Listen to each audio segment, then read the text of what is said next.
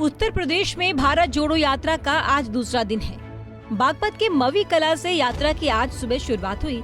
उत्तर प्रदेश में भारत जोड़ो यात्रा कुल 130 किलोमीटर का सफर तय करेगी और पश्चिमी यूपी के 3 जिलों से होकर गुजरेगी। इस दौरान भारत जोड़ो यात्रा गाजियाबाद, बागपत और शामली के 11 विधानसभा क्षेत्रों से होकर गुजरेगी। भारत जोड़ो यात्रा आज जब उत्तर प्रदेश के जाटलैंड कहे जाने वाले बागपत पहुंची, तो रात्रि विश्राम के बाद सुबह 6 बजे राहुल गांधी के नेतृत्व में एक बार फिर यात्रा आगे बढ़ी। कांग्रेस पार्टी की ओर से वैसे तो यूपी में यात्रा के प्रवेश से पहले कई राजनीतिक दलों के बड़े चेहरों को यात्रा में शामिल होने का निमंत्रण भेजा गया, लेकिन यूपी का कोई बड़ा चेहरा कांग्रेस की भारत जोड़ो यात्रा में अब तक शामिल नहीं हुआ। भारत जोड़ो यात्रा में शामिल होने के लिए आरएलडी प्रमुख जयंत चौधरी को कांग्रेस की ओर से बुलावा भेजा गया था, लेकिन बताया जा रहा है कि जयंत चौधरी इन दिनों अपने निजी दौरे पर विदेश में हैं, इस वजह से वो यात्रा में शामिल नहीं हुए। पूरे उत्तर भारत समेत यूपी में भी इन दिनों कड़ाके की सर्दी पड़ रही है, लेकिन इस भीषण सर्दी के बीच आज भी सुबह राहुल गांधी टी-शर्ट पहने यात्रा की अगुवाई करते दिखे। इस दौरान उनके साथ बड़ी संख्या में हाथों में तिरंगा लेकर कांग्रेस समर्थक और कांग्रेस के वरिष्ठ नेता जयराम रमेश, प्रदेश कांग्रेस अध्यक्ष बृजलाल खबरी समेत कई वरिष्ठ कांग्रेस नेता आगे बढ़ते दिखाई दिए। आपको बता दें कि कांग्रेस की भारत जोड़ो यात्रा ने मंगलवार को दोपहर बाद गाजियाबाद के लोनी बॉर्डर से यूपी में प्रवेश किया था। यात्रा बागपत से शामली होते हुए बृहस्पतिवार को हरियाणा में प्रवेश करेगी और यहां से पंजाब, हिमाचल प्रदेश होते हुए जम्मू कश्मीर की ओर आगे बढ़ जाएगी, जहां राहुल गांधी के नेतृत्व में निकाली जा रही भारत जोड़ो यात्रा का समापन होगा। पार्टी मुखिया ने यात्रा से बनाए रखी दूरी। कांग्रेस पार्टी 2024 लोकसभा चुनाव को ध्यान में रखकर पूरे विपक्षी दलों को भाजपा के खिलाफ एक साथ लाने की कोशिश में जुटी हुई है। इसी कड़ी में कांग्रेस की ओर से यूपी में भारत जोड़ो यात्रा में शामिल होने के लिए समाजवादी पार्टी के अध्यक्ष अखिलेश यादव और बसपा सुप्रीमो मायावती को बुलावा भेजा गया, लेकिन इन दोनों नेताओं ने राहुल गांधी को यात्रा के सफल होने की बधाई देते हुए उन्हें निमंत्रण पत्र भेजने के लिए धन्यवाद तो दिया, लेकिन कांग्रेस की भारत जोड़ो यात्रा में शामिल नहीं हुए।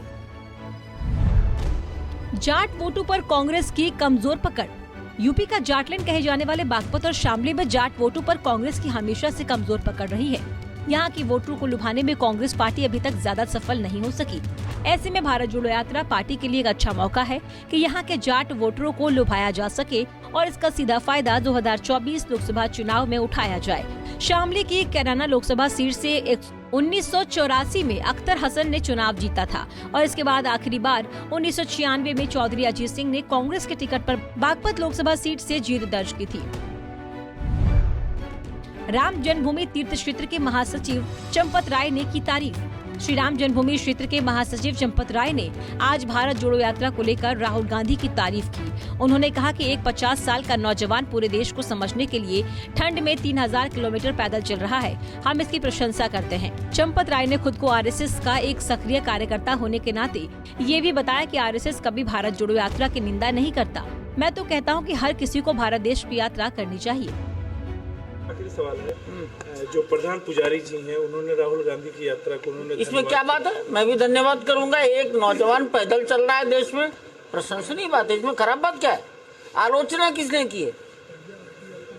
अभी मैं राष्ट्रीय स्वयंसेवक संघ का कार्यकर्ता हूँ, संघ में किसी ने आलोचना की है क्या? प्राइम मिनिस्टर साहब ने उनके पदयात्रा की आलोचना की है क्या? एक नौजवान देश का भ्रमण कर रहा है, देश को समझ रहा है, ये प्रशंसा की बात है।